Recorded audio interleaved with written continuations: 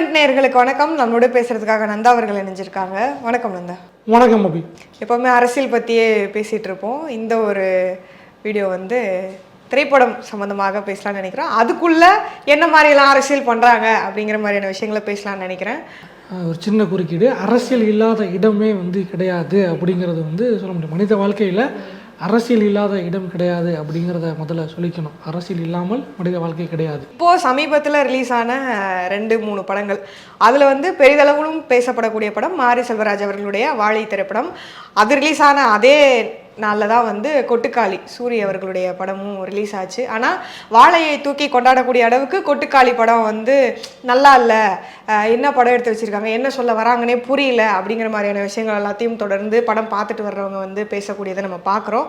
ஏன் இந்த படத்துக்கு இவ்வளோ பெரிய விமர்சனங்கள் வருது? ரெண்டாவது, இதுக்கு முன்னாடி சூரி சமீபத்தில் நடித்த 2 படங்கள் ரொம்ப பெரிய ஹிட் ஆச்சு. கண்டிப்பாக அப்போ அதே மாதிரி தான் இந்த திரைப்படமும் இருக்கும் அப்படின்னு சொல்லி கொட்டுக்காளிக்கு ரொம்ப பெரிய எதிர்பார்ப்பு இருந்தது அப்படின்னே சொல்லலாம்.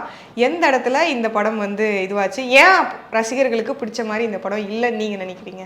முதல்ல வாழை கொட்டுக்காளி இரண்டும் படம் வெளியாகுது. ஆகஸ்ட் 23ஆம் தேதி படம் வெளியிடப்படுது. 2 படத்துக்குமே நேர்மறையான விமர்சனங்கள் இருக்குது, எதிர்மறையான விமர்சனங்களும் இருக்குது. அதை நம்ம பதிவு பண்ணி ஆகணும். வாழை படத்துக்கு வைக்கப்படுகிற எதிர்மறையான விமர்சனங்கள் மாரி மீதான தனிப்பட்ட ஒரு தாக்குதலாகவும், மாரி எதை பேசினாலும் எதிர்கருத்து வைக்கணும் அப்படிங்கிற ஒரு வன்மத்தோடையும், நிறைய பேர் தாக்குதலாக நாங்கள் தான் கஷ்டப்பட்டுருக்கோம் அப்படிங்கிற மாதிரியான அந்த விஷயங்கள் இருக்குது. அதை விட்டுருவோம். வாழை படத்தை பற்றி நம்ம இன்னொரு வீடியோவில் பேசுவோம். இங்கே கொட்டுக்காளியை பற்றி பேசுவோம். கொட்டுக்காளியோடைய விமர்சனம் அப்படிங்கிறது ஏன் வருது அப்படின்னா, முழுக்க அதுக்கு காரணம் படத்துடைய தயாரிப்பாளரும் நடிகருமான சிவகார்த்திகேயன் தான். ஏன் இந்த பிரச்சனை வருது அப்படின்னா, நேற்று கெமி படத்துடைய நிகழ்ச்சியில் இயக்குனர் அமீர் கலந்துக்கிட்டு பேசியிருந்தார். சூரியக்கு செய்யப்பட்ட வன்முறை தான் இந்த படத்தை தேட்டரில் ரிலீஸ் பண்ணுது அப்படிங்கிற விஷயத்த அவர் பதிவு பண்ணியிருக்காரு. ஏன் இந்த விஷயம் வருது அப்படின்னா, கொட்டுக்காளி அப்படிங்கிற திரைப்படம், இந்த படத்துடைய கதை சுருக்கம், கதை இதை பற்றி நம்ம பேசணும் அப்படின்னா, ஒரு பெண் மாற்று சமூகத்தை சேர்ந்த ஒருத்தரை காதலிக்கிறாங்க. அதை பார்த்துட்டு பொண்ணுக்கு பேய் பிடிச்சிருக்கு நினச்சிட்டு பேய் ஓட்ட கூட்டு போகிறாங்க. அந்த ஜேர்னி தான் கதை. அந்த பேய் ஓட்டுற சீக்வன்ஸ் வரைக்குமான அந்த ட்ராவலை தான் மொத்த படமாக எடுத்திருக்காங்க. படத்தை எடுத்தது வினோத்ராஜ், PS வினோத்ராஜ் எடுத்திருக்காரு. இது அவருக்கு 2வது படம். முதல் படம் கூழாங்கல் எடுத்திருந்தாங்க. நயன்தாரா, விக்னேஷ் சிவன் அவங்களுடைய தயாரிப்பில் கூழாங்கல், அதுவும் சர்வதேச விருதுகளை பெற்று குவித்த ஒரு படம். அதுவும் இந்த மாதிரியான ஒரு வாழ்வியலை சம்மந்தப்பட்ட ஒரு படம்.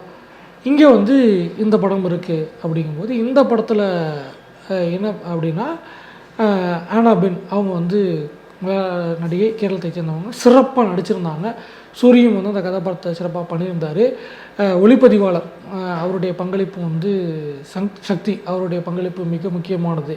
ஸோ இது ரொம்ப ஒரு யதார்த்தமான ஒரு திரைப்படம் அப்படிங்கிற விஷயத்த சொல்ல முடியும். இந்த படத்தில் இசையே கிடையாது, பேக்ரவுண்ட் மியூசிக்கே கிடையாது. ஒன்லி நேச்சுரல் மியூசிக்ஸ் மட்டும்தான். அங்கே என்னென்ன இசை இருக்குது, என்னென்ன ஒலிகள், இசைங்கிறத தாண்டி என்னென்ன ஒலிகள் இருக்கோ அந்த ஒலிகள் மட்டும்தான். நடந்து போகும்போது காஞ்சையில் செருப்பு வைக்கிற சத்தம், ஒரு காக்கா கத்துற சத்தம், குருவி சத்தம், அங்கே இருக்க உயிரினங்களுடைய அந்த லைவ்லியாக என்ன நடந்திருக்குமோ, அதாவது புதுமுயற்சியாக இதை புதுமுயற்சியாக எடுத்துக்காங்க அப்படிங்கிறத பார்க்க முடியும். இந்த விஷயம் என்ன அப்படின்னா, எப்படி இருக்குது அப்படின்னா, நம்ம ஊரில் ஒரு விஷயத்தை நடந்தால் நம்ம அதை அப்படியே கேமராவில் ஷூட் பண்ணால் எப்படி இருக்கும், அதை அப்படியே நீங்கள் படமாக பார்த்தா எப்படி இருக்குங்கிறது தான் இருக்குது. ஸோ நேச்சுரலாக ஒரு நடக்கிற விஷயத்த அதை சில திரைக்கலைஞர்களை வச்சு அவங்களுக்கே உண்டான பாணியில் அதை படமாக எடுத்து கொடுத்துருக்காங்க. உண்மையிலே மிகவும் தரமான பாராட்டுதலுக்குரிய ஒரு திரைப்படம். எந்தளவுக்கு பாராட்டுதலுக்குரியது அப்படின்னா, இந்த படம் 2 சர்வதேச திரைப்பட விழாக்களில் இது பண்ணப்படுது. 74வது பெர்லின் ஃபிலிம் ஃபெஸ்டிவல், மிகப்பெரிய ஒரு ஃபிலிம் ஃபெஸ்டிவல்கள், மிகவும் முக்கியத்துவம் வாய்ந்த ஃபிலிம் ஃபெஸ்டிவல்கள் பெர்லின் ஃபிலிம் ஃபெஸ்டிவல். அதில் இந்த படம் திரையிடப்படுது. அதில் சிறந்த படத்திற்கான கோல்டன் லிங்க்ஸ் அவார்டை இந்த படம் பெறுது. அடுத்தபடியாக 53வது டிரான்சில்வேனியா ஃபிலிம் ஃபெஸ்டிவல்லையும் இந்த படத்துக்கான ஒரு விஷயம் இருக்குது. இந்த படம் திரையிடப்பட்டு அதுலேயும் ஸ்பெஷல் ஜூரி அவார்டு வாங்குகிறாங்க. அப்படிங்கும்போது இது இந்த படத்துக்காக கிடைத்த சர்வதேச அங்கீகாரம் அப்படிங்கிற விஷயத்தை பார்க்க வேண்டியிருக்கு. அடுத்தபடியாக வினோத்ராஜ் குறிப்பிட்டு சொல்லணும்னா அவருடைய கூழாங்கல் படத்துக்கும் இந்த மாதிரி சர்வதேச விருதுகள்லாம் கிடச்சிச்சு. ஏகப்பட்ட திரைப்பட விருது திரைப்பட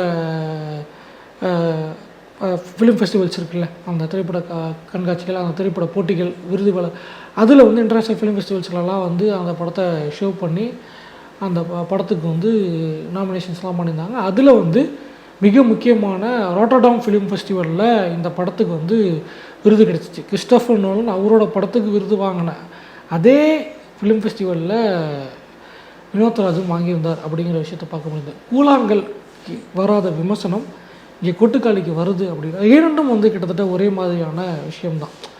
படைப்பு ரீதியில் பார்க்கும்போது கிட்டத்தட்ட ரெண்டும் ஒரே மாதிரி இருக்குது. ஏன் அதுக்கு வரல இதுக்கு வருது அப்படின்னா அதில் வந்து கொடுக்கப்பட்ட பங்களிப்பு எல்லாமே ஒன்று அப்படிங்கும்போது அதை உருவாக்கிய அதுக்கு வந்து முதலீடு செய்த தயாரிப்பாளர்கள் வந்து நயன்தாரா, விக்னேஷம் அவங்களுடைய இதில் தான் இது பண்ணியிருந்தாங்க. அவங்க வந்து விருது விழாக்களுக்கு வந்து படத்தை வந்து அனுப்பிச்சிக்கிட்டே இருந்தாங்க. கொரோனா காலத்தில் 2021 அந்த படம் வந்து உருவாக்கப்படுது. கொரோனா அந்த டயத்தில் முன்ன பின்ன ஷூட்டிங் எடுத்து எல்லா ஃபெஸ்டிவல்ஸ்லையும் போட்டாங்க. முடிச்சுட்டு அவங்க வந்து அந்த ஓடிடியில் அதை வந்து கொடுக்குறாங்க. அந்த ஓடிடி மக்கள் பார்க்குறாங்க.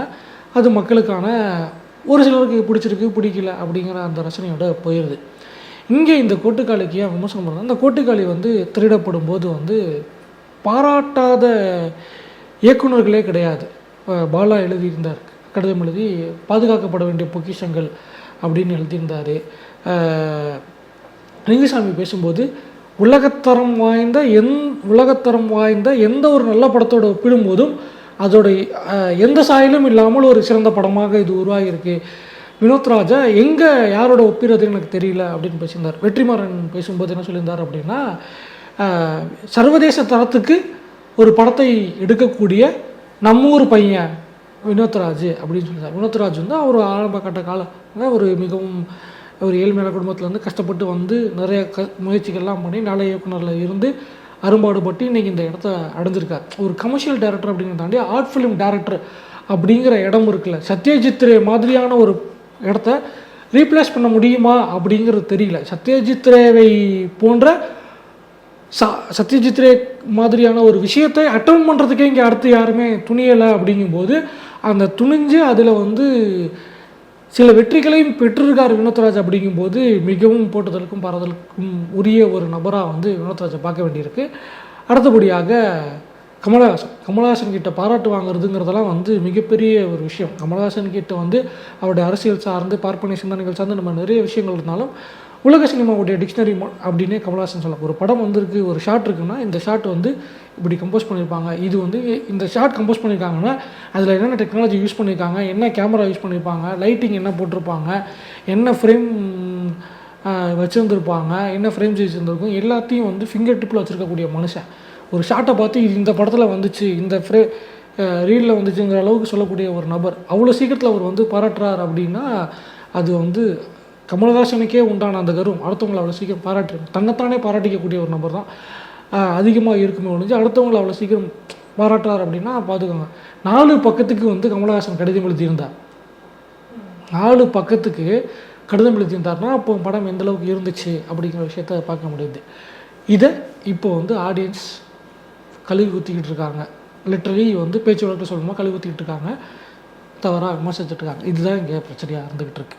சரி, இந்த பக்கம் அந்த படைப்பை உருவாக்கக்கூடிய நபர்கள் இல்லை அந்த படைப்பு உலகத்துக்குள்ளே இருக்கக்கூடிய நபர்கள்லாம் இவ்வளோ தூக்கி கொண்டாடுறாங்க, 4 பக்கத்துக்கு கடிதம் எழுதுகிறாங்க, இல்லை உலகத்தரத்தோடு இதை ஒப்பிடுறாங்க. அப்படிங்கும்போது இந்த படைப்பை ஏன் ஆடியன்ஸுக்கு இது ஏன் பிடிக்கல?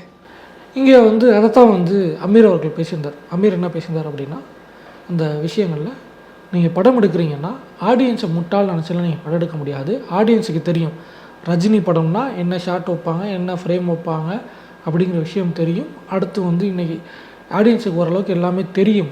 இன்னும் சொல்லப்போனால் அண்மையில் வந்து மகாராஜா விஜய் சேதுபதியுடைய படம், அந்த படம் வந்து சர்வதேச லெவலில் ஒரு வரவேற்பை பெற்றுச்சு. இதுவரைக்கும் பெறாத ஒரு கவனத்தையும் இதையும் பெற்றுச்சு. உலக அளவில் அதிகமாக ஓடிடி தளங்களில் பார்க்கப்பட்ட படங்களில் 5வது இடம், இந்திய அளவில் முதலிடத்தை பெற்ற அந்த படம். அதில் ஒரு ஃப்ரேமு ஒரு ஈரானியன் மூவியில் இருந்த ஃப்ரேமை காப்பி அடிச்சிருக்காங்க, இல்லை அதோட ரிசம்லன்ஸ் இருக்குது அப்படிங்கிறது இங்கே இருக்க ஆடியன்ஸ் ஒப்பிட்டு போட்டு எழுதுகிறாங்க. அப்படிங்கும்போது நீங்கள் ஒரு ஃப்ரேமும் ஒரு ஷார்ட் வைக்கிறீங்கன்னா அது எந்த படத்தோடைய ரிசம்பிளன்ஸாக இருக்குது, எங்கேருந்து நீங்கள் காப்பி அடிச்சிங்க இல்லை இன்ஸ்பயர் ஆனீங்கிறத கண்டுபிடிக்கிற அளவுக்கு இங்கே ஆடியன்ஸ் இருக்காங்க அப்படிங்கிற ஒரு விஷயத்த பார்க்க வேண்டியிருக்கு. அமீருடைய கருத்துக்கே வரும். இது வந்து படத்துக்கு செய்யப்பட்ட வன்முறை அப்படின்னு அமீர் பதிவு பண்ணுறார்.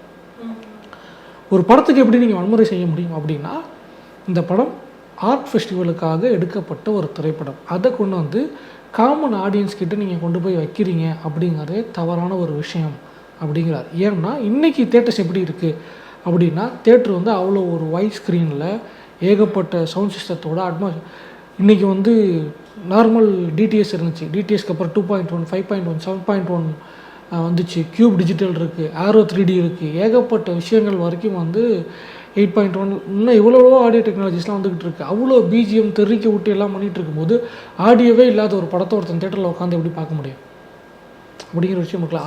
சாமானிய மக்களுக்கான படம் இல்லை, அது அந்த கலைக்கான அந்த படத்தில் எந்த குறையும் கிடையாது. ஆனால் இந்த படம் வந்து உலக அளவில் தரமாக இந்த படம். ஆனால் இதை நீங்கள் கொண்டு போய் எங்கே வைக்கிறீங்கிற ஒரு விஷயம் இருக்குல்ல, அந்த ஒரு 150 ரூபா கொடுத்து பார்க்கக்கூடிய ஆடியன்ஸ் அந்த 150 ரூபாய்க்கு அவன் என்ன எதிர்பார்ப்பாங்கிற அந்த மைண்ட் செட்டில் இருக்கும்போது அவங்ககிட்ட இந்த படத்தை நீங்கள் வைக்கிறீங்கன்னா, மெயின் ஸ்ட்ரீம் சினிமாவிலேருந்து விலகி வெகு தூரத்தில் இருக்க ஒரு படத்தை கொண்டு வந்து நீங்கள் மெயின் ஸ்ட்ரீம் ஆடியன்ஸ் கிட்ட கொடுக்குறீங்க அப்படின்னா அது எப்படி இருக்குங்கிற ஒரு கேள்வி இருக்குது.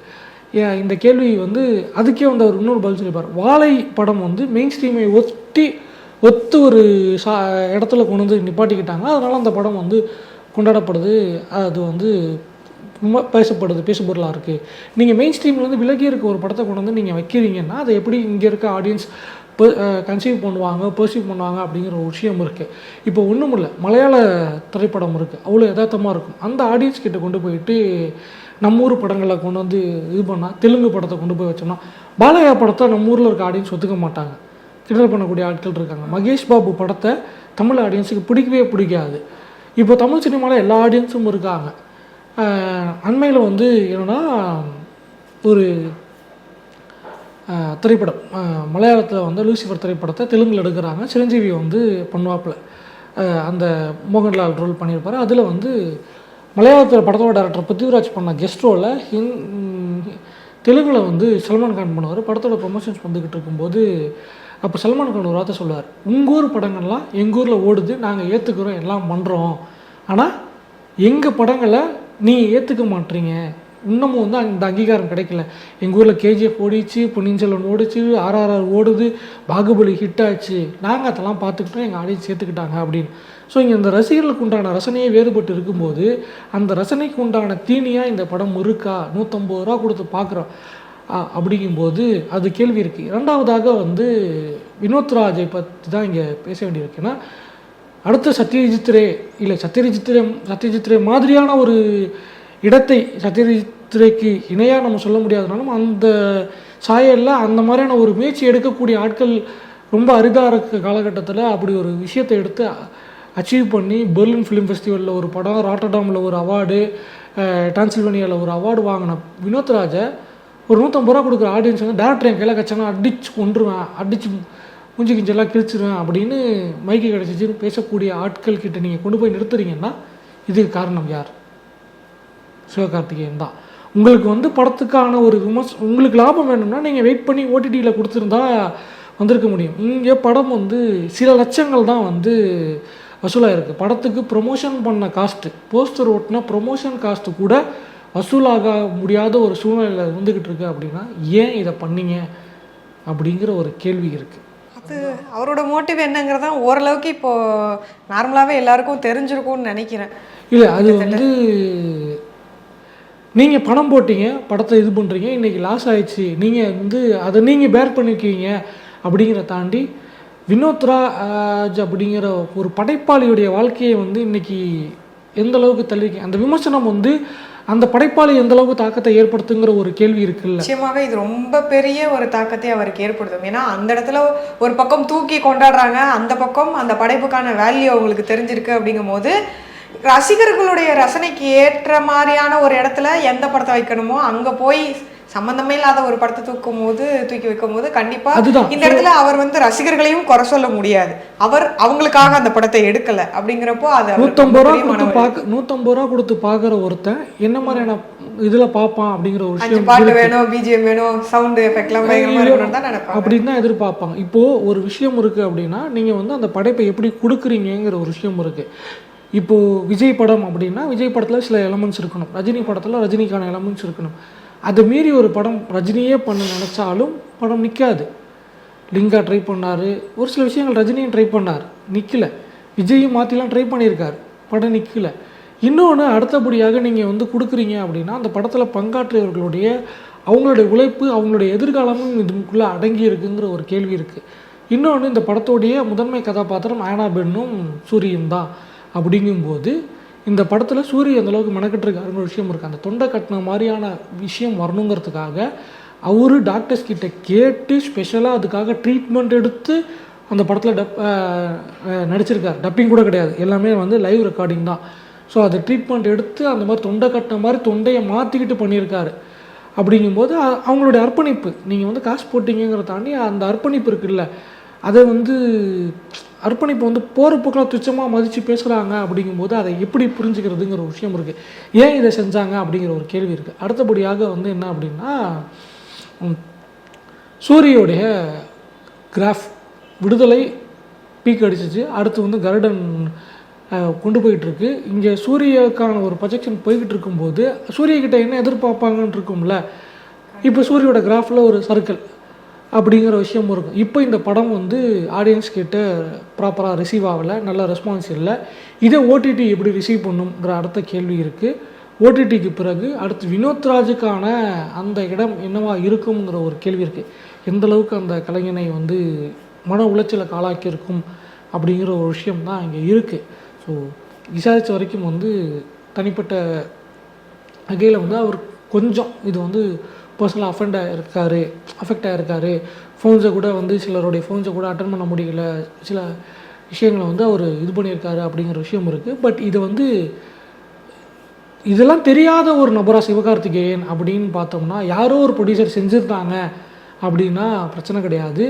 சிவகார்த்திகேயன் இல்லை சினிமாவில் வந்து 4 படம் பண்ணி வருமானத்தை எடுத்துகிட்டு அதிலேருந்து ப்ரொடியூஸ் பண்ணக்கூடிய ஒரு ஆளாக இருந்தார்னா சிவகார்த்திகேயனுக்கு தெரியாமல் இருந்திருக்கும், கவனக்குறைவில் பண்ணிட்டாரு. சிவகார்த்திகேயனுக்கு தெரியாமல் இருந்திருக்க வாய்ப்பே கிடையாது. இந்த படம் பார்த்து முடித்து இந்த ரெஸ்பான்ஸ் இருக்குது, இது ஆடியன்ஸ் கிட்ட வச்சா என்னவா போகும் அப்படின்னு சிவகார்த்திகேயனுக்கு நல்லா தெரியும். ஏன்னா சிவகார்த்திகேயன் பிராண்ட் பில்டிங்லேருந்து பிஆர் ப்ரமோஷன்ஸ்லேருந்து அவ்வளோ பர்ஃபெக்டாக பார்த்து தன்னை கொண்டு வந்து இந்த இடத்துல வச்ச மனுஷனுக்கு இந்த படம் எப்படி கன்சீவ் ஆகும்னு தெரியும். ஸோ இந்த படம் எதற்காக சிவகார்த்திகேயன் விட்டார் அப்படின்னா அது வந்து சிவகார்த்திகேயன் தான் பதில் சொல்லி ஆகணும்.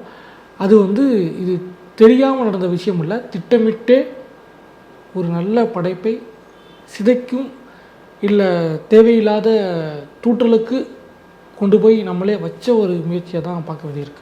அந்த இடத்துல அப்போ வந்து அவர் ஒரு தயாரிப்பாளராக இல்லாமல் சக நடிகராக இருந்தது தான் அப்போது இந்த இடத்துல ஒரு பிரச்சனை. தயாரிப்பாளராக இல்லாமல் சக நடிகராக இருந்தாரா அப்படிங்கிறது தெரியல.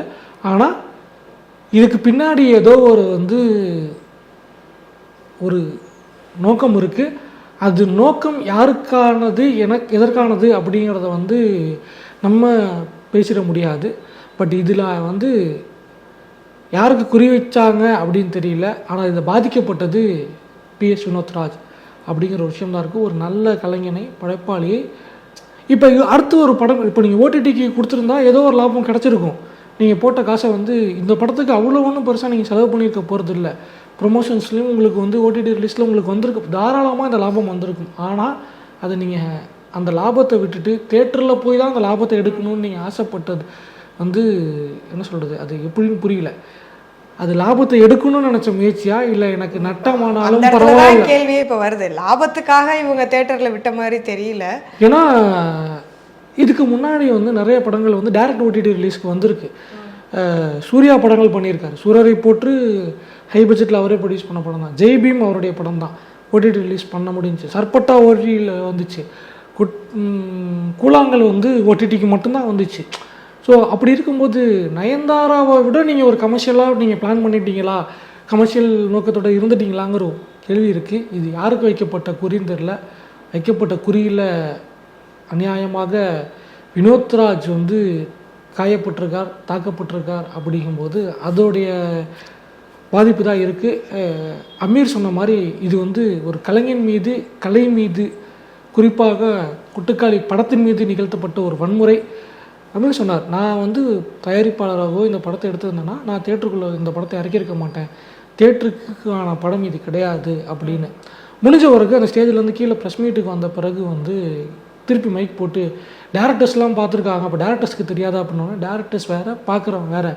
150 ரூபா கொடுத்து படம் பார்க்குறோன்னா நீங்கள் அவன் பாயிண்ட் ஆஃப் வியூலேருந்தும் இந்த படத்தை அணுகணும் அப்படின்னு சொல்லியிருப்பார். ஸோ அந்த வகையில் பார்க்கும்போது அமீருடைய கருத்தோட உடன்பட்டு இதை தவிர்த்துருந்துருக்கலாம். ஒரு கலைஞனை ஆரம்பத்திலேயே வந்து இவ்வளவு மன உளைச்சலுக்கும் ஒரு சிக்கலுக்கும் ஆளாக்கி அவரை வந்து கார்னர் பண்ணி தள்ள வேண்டிய அவசியம் என்ன வந்துச்சு? நோக்கம் எதுவாக வேணால் இருந்திருக்கலாம், என்னவா வேணால் இருந்திருக்கலாம். தனிப்பட்ட சில காரணங்களுக்காக சம்பந்தமே இல்லாத வினோத்ராஜ் இந்த பாதிப்பை அனுபவித்திருக்க வேண்டிய அவசியம் இல்லை அப்படிங்கிறது தான். மீண்டும் மற்றொரு வீடியோவில் சந்திக்கிறோம். நன்றி, வணக்கம்.